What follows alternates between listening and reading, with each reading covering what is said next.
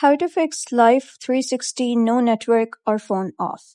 Hello guys and welcome back to the channel. In this tutorial, I'm going to show you how you can resolve the no network or phone off status in the Life360 on iOS and Android devices, noting that this message often appears when the app cannot receive real-time location updates.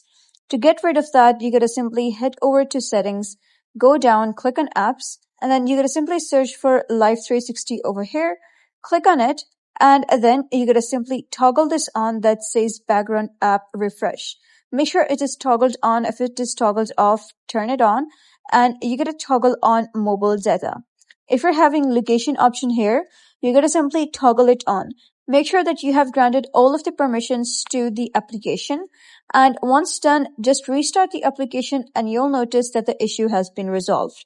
So that's basically how you can fix Life360 no network or phone off issue.